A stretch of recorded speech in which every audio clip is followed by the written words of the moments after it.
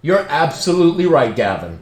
Honorable people can have disagreements, and they should try to work on a compromise. But the compromise I want right now is to start the show, so get back in the booth. Ass.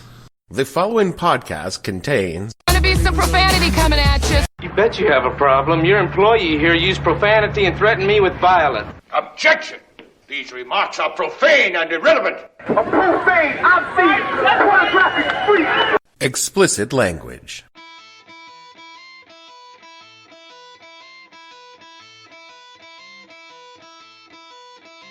Hello and welcome to the podcast that asks a simple question. When you literally got paid in fucking rubles, what the hell were you thinking? I'm your host, Dave Bledsoe, and this is a Friday, November 3rd, 2017 Unfriending Facebook edition of the show, where we talk about the toxic spill of social media in America. Stay tuned. The What the Hell Were You Thinking podcast is brought to you by your friend, Vlad, from school. Remember Vlad? We buds. We may be your friend Vlad on Facebook. Follow Vlad on the Instagram and Twitter thing. Am not Russian bot, swear. Vlad has many interesting things to tell you. Maybe we talk movies, maybe you like politics, we both like. Vlad knows many things about many politics, like Bernie. Vlad like Bernie. Vlad like Trump. He like Trump a lot. Vlad posts many factual things, is promising. You share Vlad's thoughts with other friends, all be friends, right? Just like you be friends with me. Vlad, guy you know long time. Click like on Vlad posting and let everyone know you like me and what Vlad, your old friend, is thinking. Mr. Zuckerberg, do I have your full attention? No. Do you think I deserve it? What? Do you think I deserve your full attention?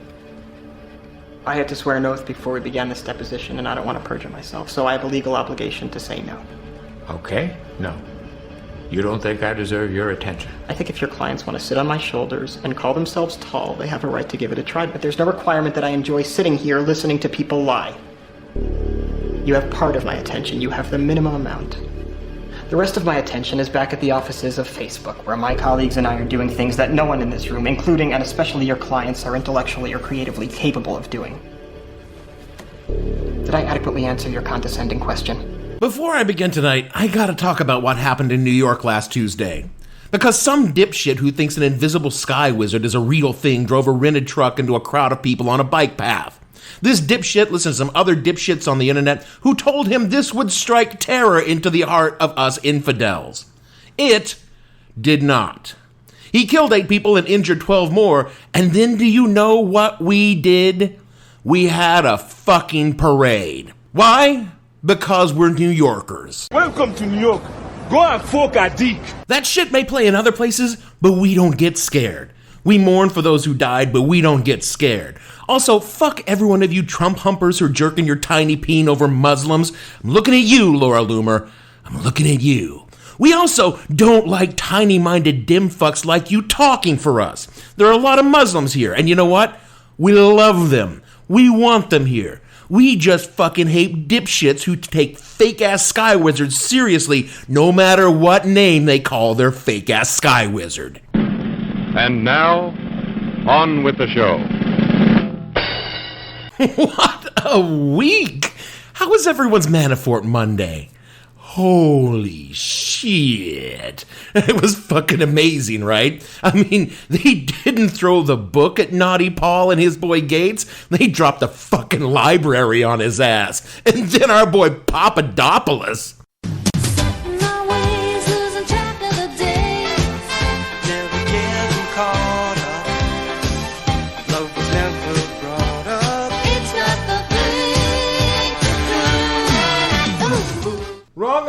Wrong George Papadopoulos there, Gavin, but good pull, buddy. That was a pretty good pull.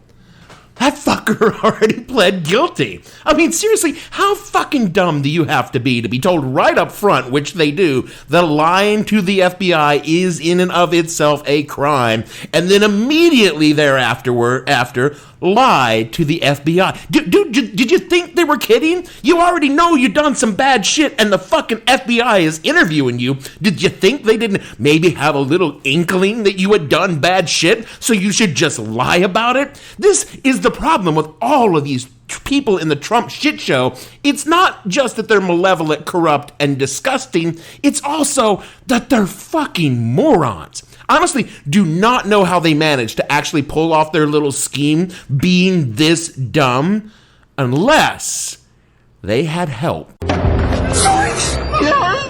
Jeepers! Jinkies! Dang, I still don't have a catchphrase. Maybe they had the most powerful media companies in America giving them a hand. No, not you, Fox News. I mean, yes, definitely you, Fox News. But you guys were intentionally doing that. The people I'm talking about are all in Silicon Valley.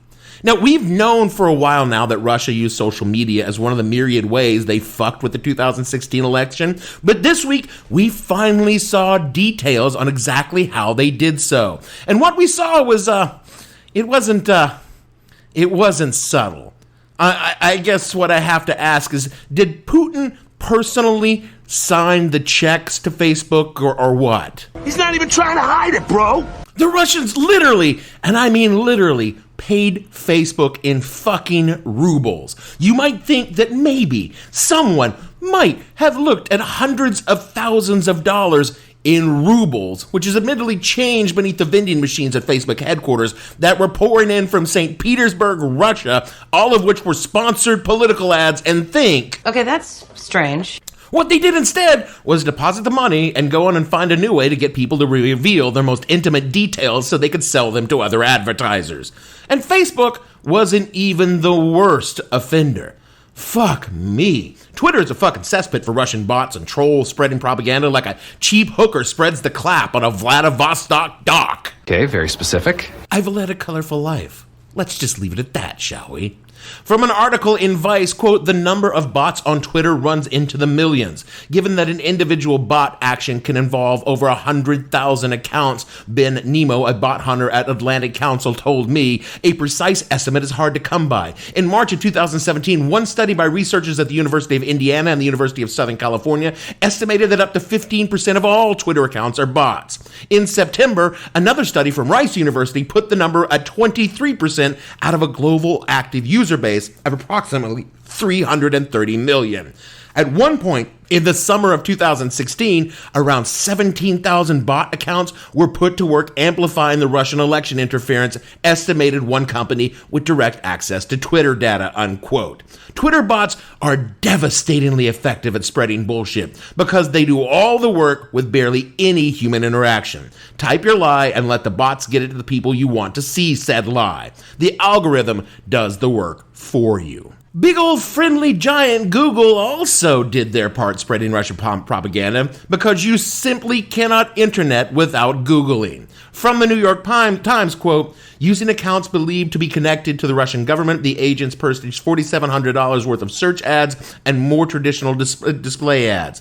Google found the accounts through its own research information provided by other technology companies. Google found a separate $53,000 worth of ads with political material that were purchased from Russian internet addresses, building addresses, or with Russian currency. This isn't even taking into account the more pernicious gaming of Google. Anyone could just fucking game Google. It's ridiculously simple. After the Las Vegas shooting in last month, Google's search results related to the name of someone misidentified by some alt-right sites as the Las Vegas shooter prominently displayed as a post from the online forum 4chan after a notorious spawning ground for internet hoaxes which falsely named the individual as the shooter. They were right up there at the top. Also, they promoted alt-right shitposts about the shooting being an ISIS terrorist that stayed up for hours. The entire Google game can be won if you're motivated, and trust me, the Russians are very motivated. But dollar for dollar and bit for bit, Facebook was the player in the Russian propaganda scheme.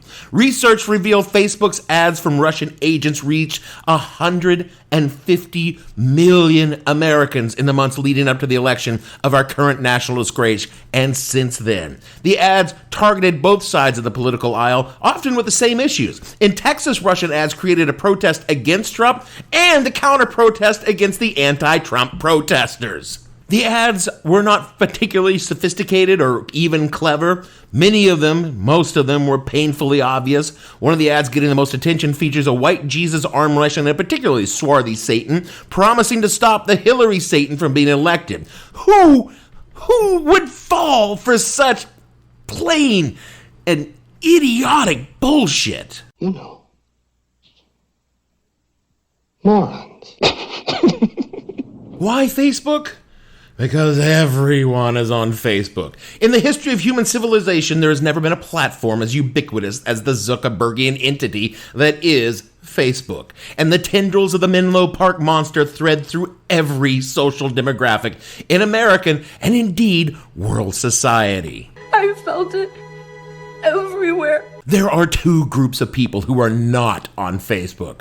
Those too old and infirm to log on, and those too young to spell out a username. I mean, sure, there are a few noble souls who eschew Facebook, and they love to let you know, oh, I'm not on Facebook, but you can find me on Instagram, Twitter, Tumblr, Google+, anywhere really, just never on Facebook. Except they're lying. No one's on Google+.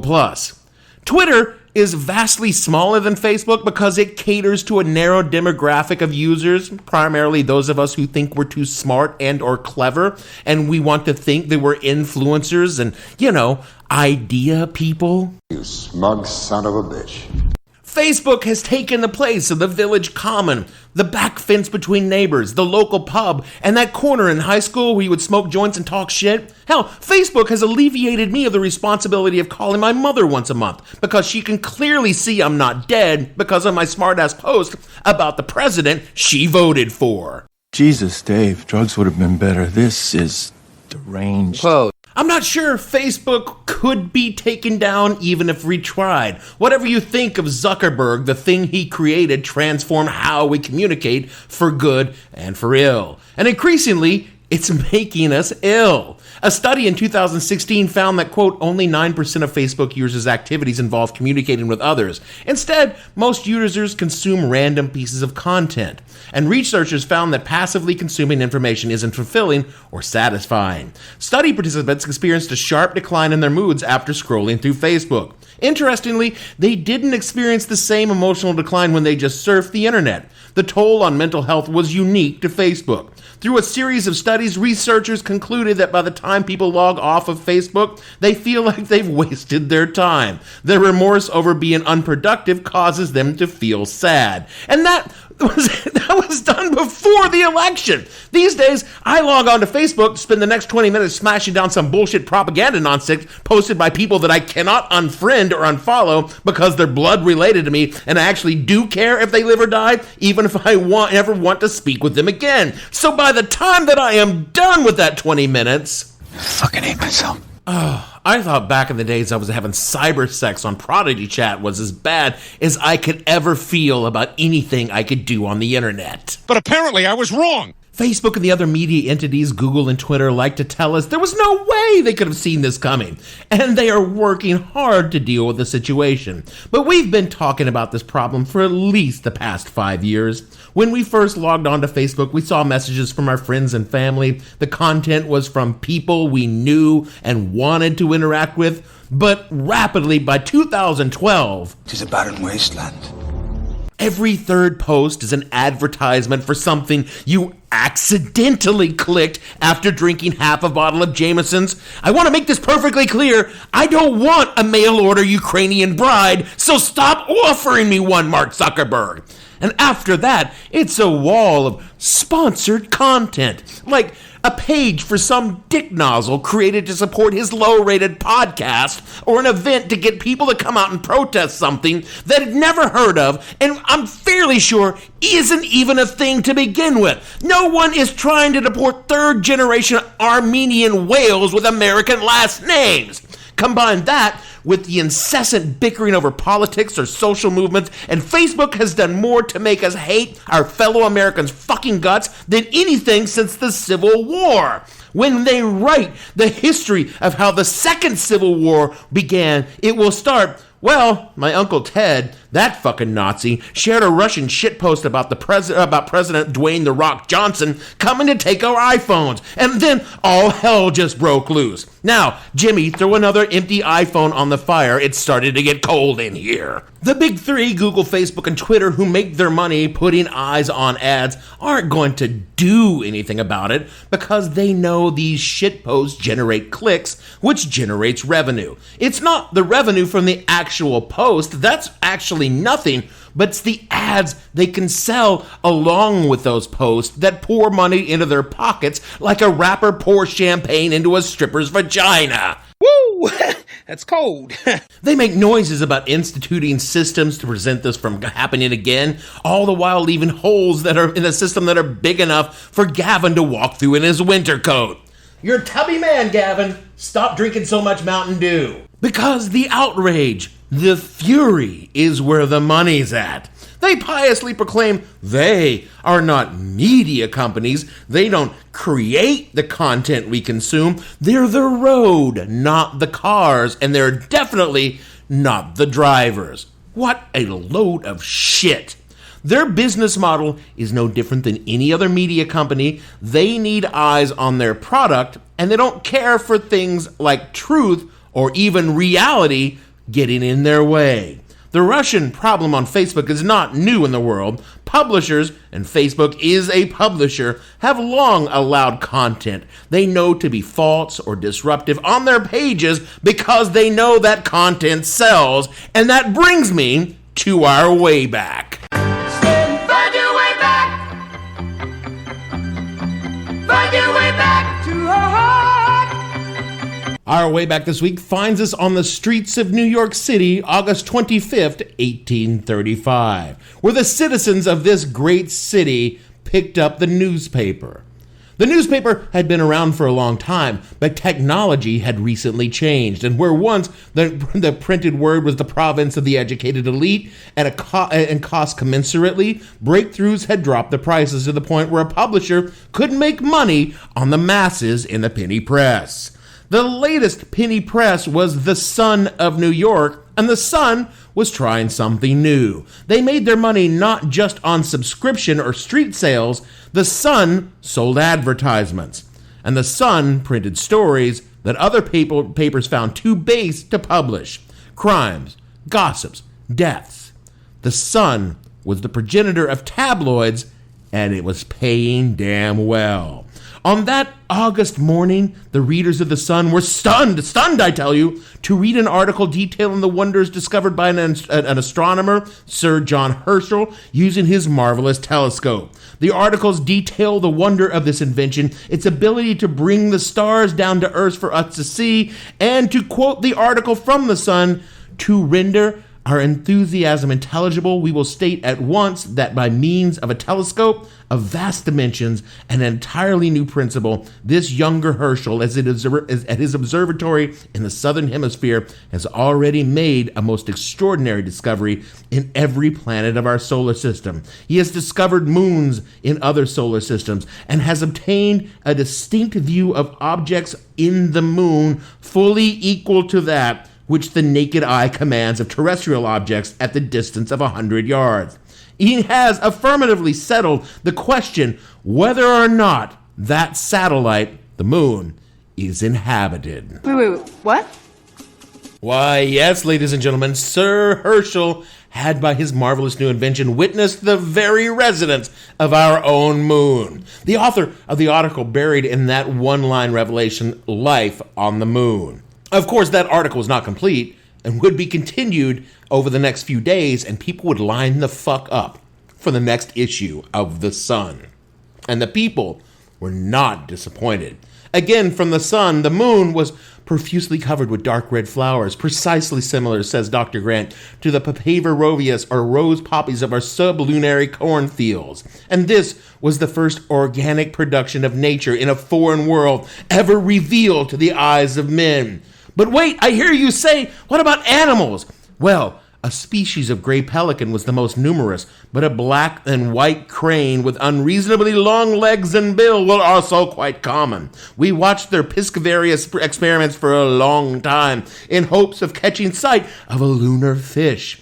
And although we were not gratified in this respect, we could easily guess the purpose for which they plunged their long necks deeply beneath the water.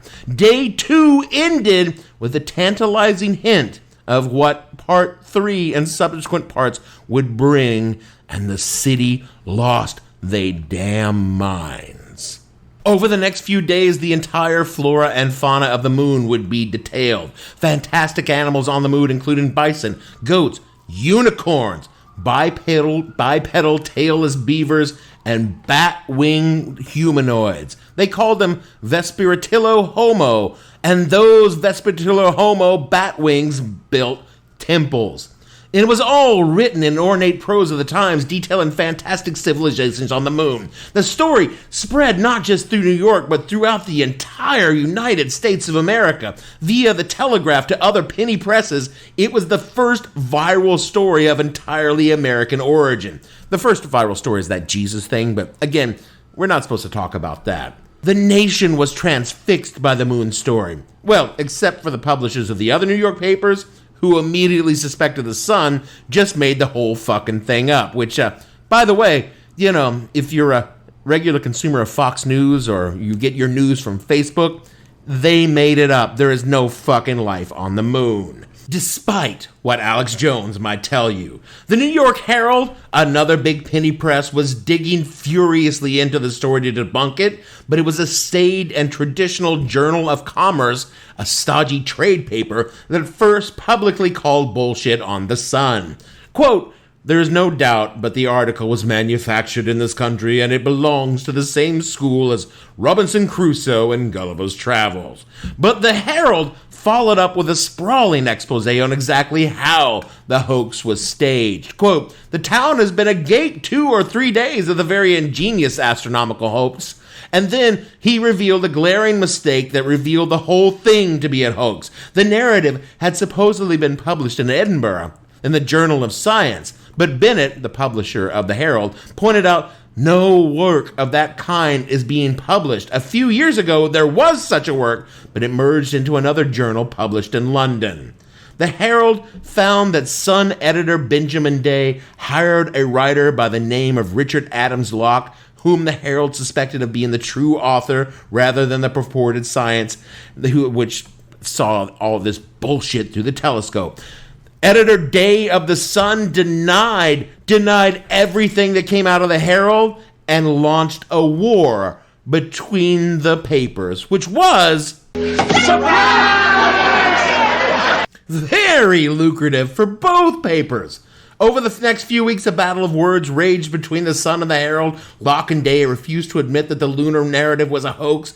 Even by late September, when the mails from Europe had confirmed that the narrative was pure fiction, the two men maintained their innocence. This infuriated Bennett, who took every opportunity he could to find and goad to ridicule Locke in an attempt to get him to lose his composure and confess. And finally, the truth came out. Locke confessed, but not to writing a fiction for the sake of sales, but rather, Locke explained that he had intended the lunar narrative to be a satire, not a hoax at all, and that the object of his satire was the unchecked influence of religion upon science.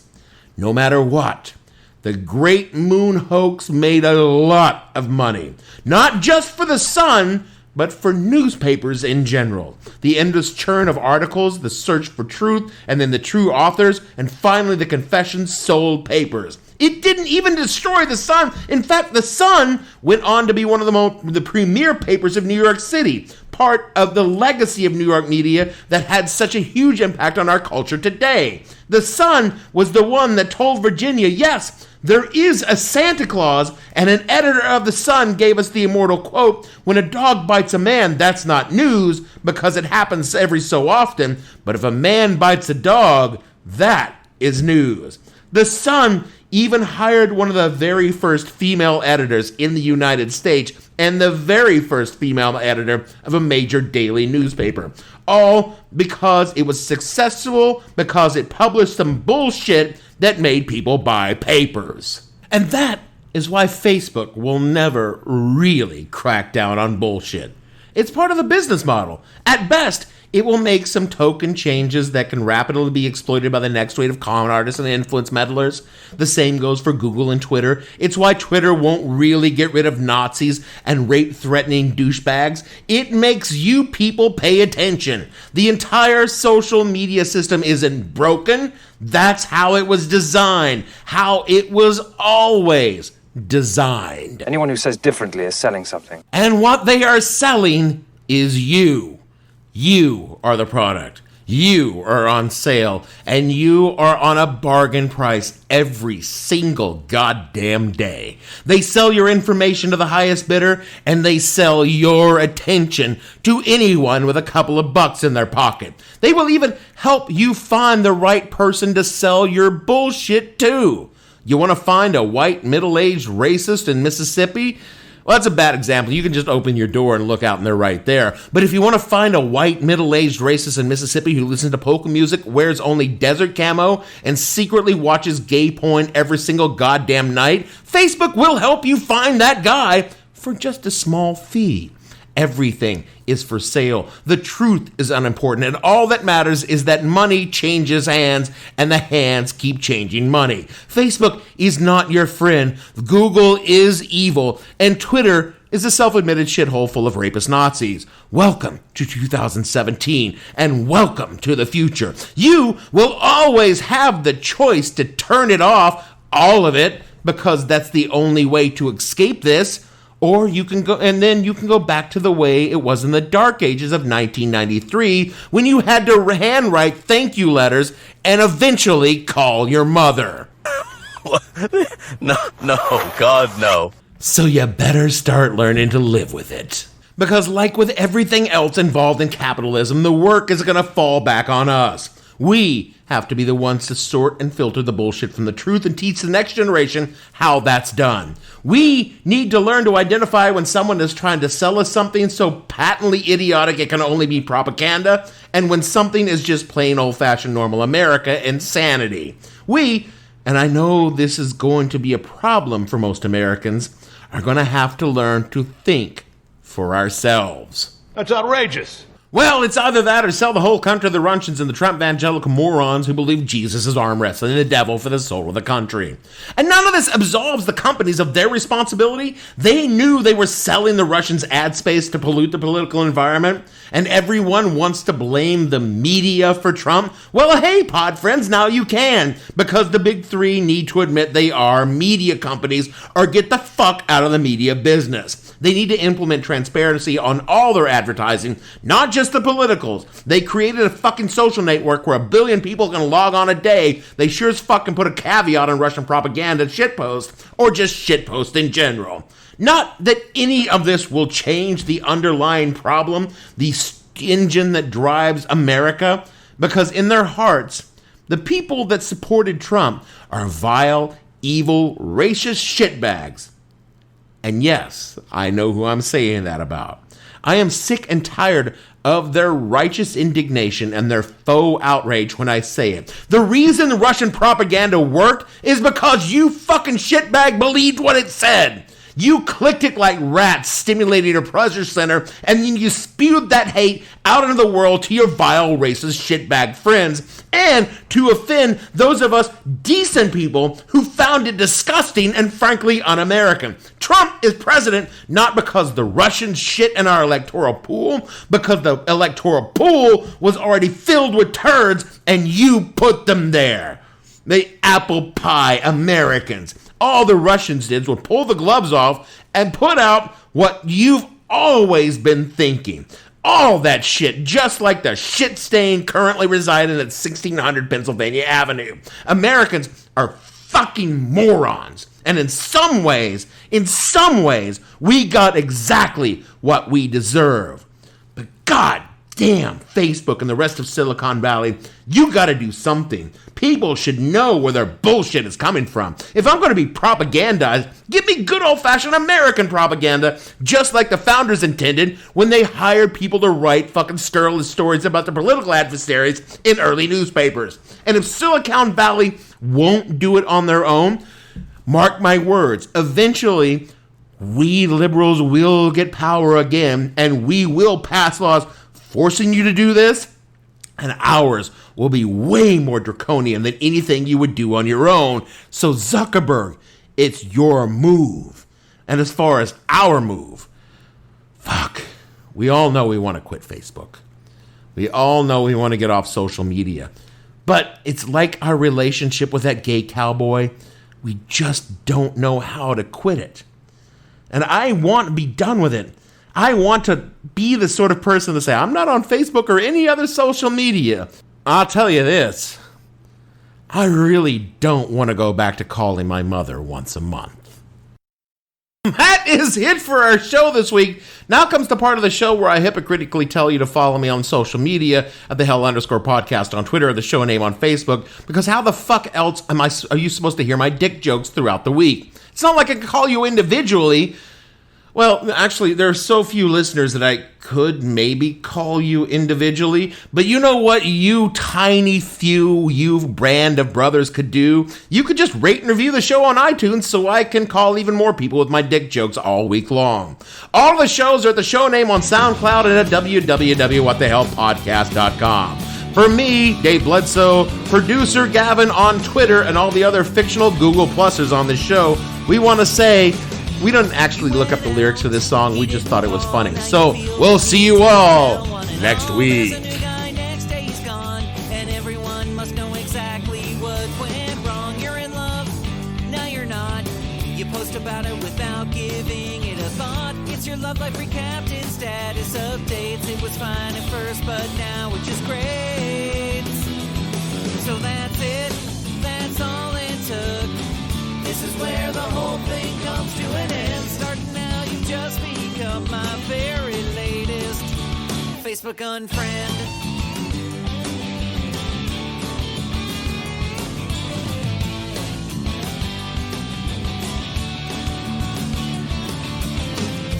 You got a kid, you think he's cute. I think he looks like the underside of a boot. You post his picture 16 times a day, and I'm wishing that his face would just go away. He's on the potty, he's in a box. I dread the videos you'll post when he finally talks. Him naked on a changing table was just more than I was finally able to bear. So that's it, that's all it took. This is where the whole thing comes to an end. Starting now, you just become my very latest Facebook unfriend.